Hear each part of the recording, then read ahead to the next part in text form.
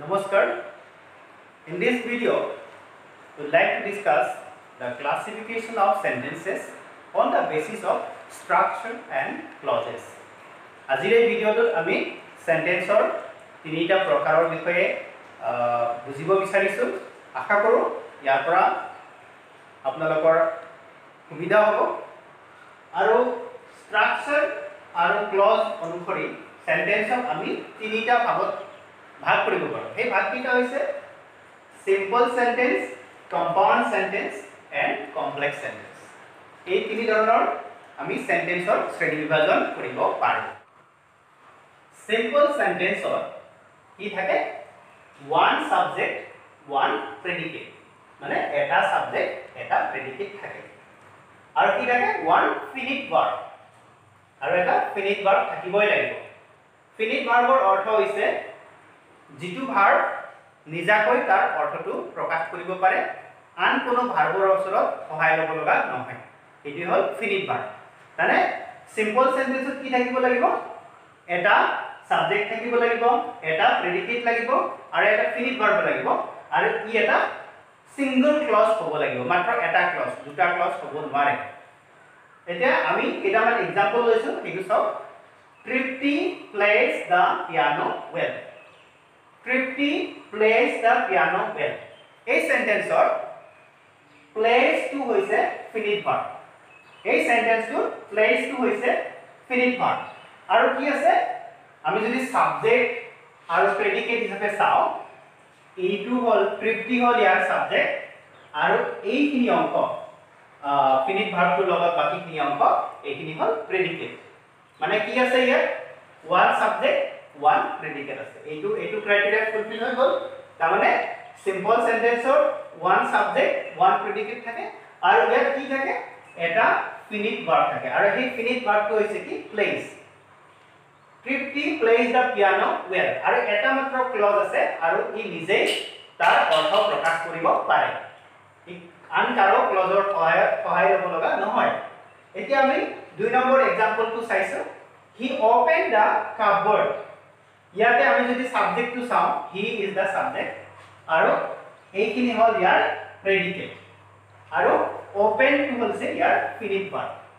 গতিকে এনেকুৱা ধৰণৰ সেন্টেন্স বিলাক হ'ল সিম্পল সেন্টেন্স। নেক্সট আমি আহিছো compound সেন্টেন্সলৈ। A compound sentence, in a compound sentence there are two or more simple sentences which are joined by conjunctions. মানে এটা কম্পাউণ্ড সেন্টেন্স কেনেকৈ গঠিত হয়?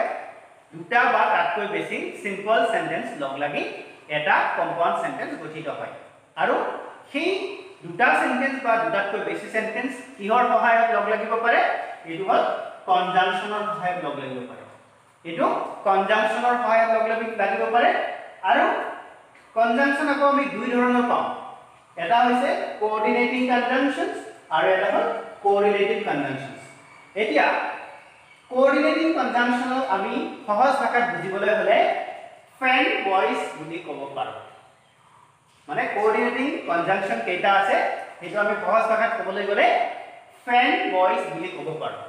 F for for, A for and, N for not, B for but, O for or, Y for yet, S for so. মানে for, and, not, but, or, yet, so.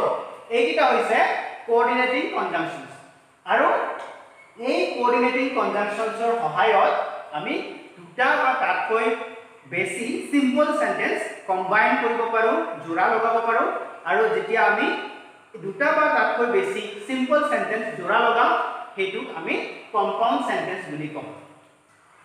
তাৰ লগতে কোঅৰ্ডিনেটিং কনজাংশনৰ লগত আৰু এক ধৰণৰ কনজাংশনছ আছে, সেইটো হ'ল কোৰিলেটিভ কনজাংশনছ। কোৰিলেটিভ কনজাংশনছ, সেই কোৰিলেটিভ কনজাংশনৰ কেইটামান উদাহৰণ দিয়া হৈছে, এক্সাম্পল দিয়া হৈছে।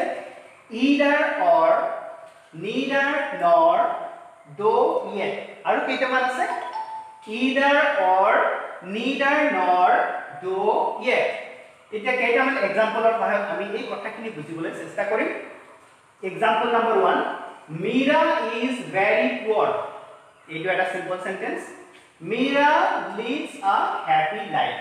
এইটো এটা সিম্পল সেন্টেন্স ইয়াত মুঠতে দুটা সিম্পল সেন্টেন্স আছে এতিয়া আমি এই দুটা সিম্পল সেন্টেন্স যদি কম্বাইন কৰো জোড়া লগাও তেতিয়া কি হ'ব Mira is poor but leads a happy life এই যেটো but এই but এটা কোঅৰ্ডিনেটিং কনজাংশন ইয়াত আছে নহয় এটো সো বাটেৰে আমি এই সিম্পল সেন্টেন্স দুটা লগ লগাই দিলো জোড়া লগালো আৰু ই গৈ এটা হল compound sentence Mira is poor but leads a happy life এতিয়া আমি 2 নম্বৰ एग्जांपलলৈ গৈছো Ramesh is writing his homework Simran is having her dinner ইয়াতো আমি দুটা সিম্পল সেন্টেন্স পাইছো এক নম্বৰ সিম্পল সেন্টেন্স হৈছে Ramesh is writing his homework R 2 number simple sentence হৈছে Simran is having her dinner এতিয়া আমি যদি এই দুটা সিম্পল সেন্টেন্স কম্বাইন কৰো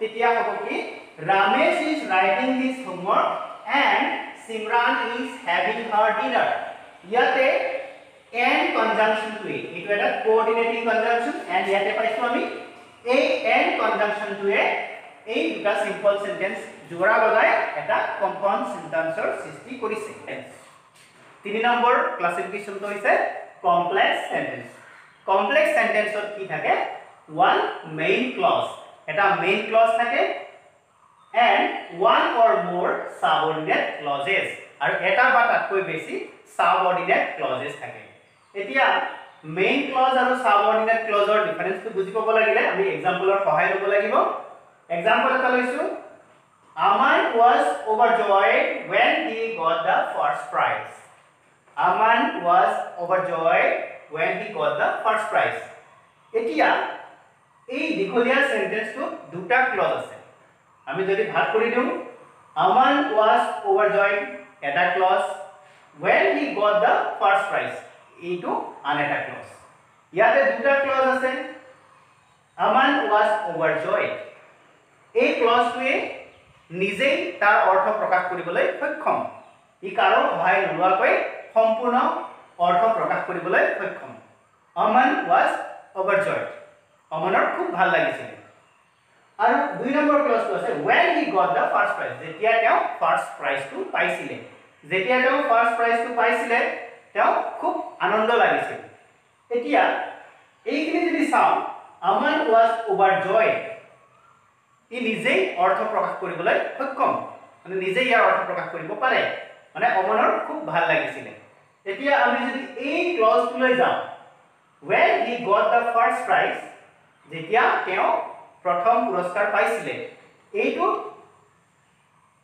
ক্লজ নিজে নিজে তাৰ অৰ্থ প্ৰকাশ কৰিব নোৱাৰে সেই কাৰণে ইয়াক সাবঅৰ্ডিনেট ক্লজ বুলি কোৱা হয় ই মেইন ক্লজ নহয় এইটো হল এটা সাবঅৰ্ডিনেট ক্লজ ইয়াৰ অৰ্থ নিজে নিজে প্ৰকাশ কৰিব নোৱাৰে ই অৰ্থ প্ৰকাশ কৰিবৰ কাৰণে এই মেইন ক্লজটোৰ সহায় ল'ব লাগিব গতিকে আমি কি বুজিলো কমপ্লেক্স সেন্টেন্সত এটা মেইন ক্লজ থাকে আৰু এটা বা তাতকৈ বেছি সাবঅৰ্ডিনেট ক্লজ থাকে মেইন ক্লজৰ অৰ্থ নিজে নিজে প্ৰকাশ পাব পাৰে এই সম্পূৰ্ণৰূপে নিজাকৈ অৰ্থ প্ৰকাশ কৰিব পাৰে আৰু সাবঅৰ্ডিনেট ক্লজে নিজাকৈ অৰ্থ প্ৰকাশ কৰিব নোৱাৰে অৰ্থ প্ৰকাশ কৰিবৰ কাৰণে ই মেইন ক্লজৰ সহায় ল'ব লগা হয় এতিয়া আৰু এটা উদাহৰণ আমি লৈছো Gitimani said that she would call Gitimani said that she would call এতিয়া ইয়াতে আমি আকৌ এই সেন্টেন্সটো দুটা ক্লজত ভাগ কৰিছো Gitimani said এটা close that she would call এই ইয়াতে Gitimani said টো এটা মেইন ক্লজ প্ৰিন্সিপাল ক্লজ মানে ই নিজে নিজৰ অৰ্থ প্ৰকাশ কৰিব পাৰে Gitimani said Gitimaniয়ে কৈছিল আৰু এই ক্লজটো that she would call যে তাই কল কৰিব ই নিজে অৰ্থ প্ৰকাশ কৰিব নোৱাৰে সেইকাৰণে ই সাবঅৰ্ডিনেট ক্লজ আৰু এই সাবঅৰ্ডিনেট ক্লজৰ অৰ্থ সম্পূৰ্ণ প্ৰকাশ পাবলৈ হলে মেইন ক্লজৰ সহায় ল'ব লাগিব গতিকে কম্পাউন্ড সেন্টেন্স হৈছে কি এটা মেইন ক্লজ আৰু এটা বা তাতকৈ বেছি সাবঅৰ্ডিনেট ক্লজৰ সমষ্টি গতিকে এনেকৈ যদি কোনো এটা বাক্যত এটা মেইন ক্লজ থাকে তাৰ লগত যদি আৰু সাবঅৰ্ডিনেট ক্লজ কিছুমান থাকে আৰু তাত কি থাকে কিছুমান কানেক্টৰ থাকে কানেক্টৰ মানে এইবিলাক when থাকে মাজত that থাকে because থাকে who থাকে which থাকে whom থাকে where থাকে when থাকে এইবিলাক এইবিলাক কানেক্টৰৰ সহায় লৈ যেতিয়া আমি এটা দীঘলীয়া বাক্য মানে দুটা সিম্পল বাক্য জোড়া লগাও সেইটোকে আমি কমপ্লেক্স সেন্টেন্স বুলি কওঁ কমপ্লেক্স সেন্টেন্সত আমি কোৱাৰ দৰে এটা মেইন ক্লজ থাকে আৰু এটা বা তাতকৈ বেছি সাবঅৰ্ডিনেট ক্লজ থাকে আশা কৰো আপোনালোকে আমাৰ এই ভিডিওটো ভাল পাইছে ভাল পালে নিশ্চয় লাইক কৰিব আৰু শেয়াৰ কৰিবলৈ নাপাহৰিব লগতে আমাৰ এই চেনেলটো সাবস্ক্ৰাইব কৰিব ধন্যবাদ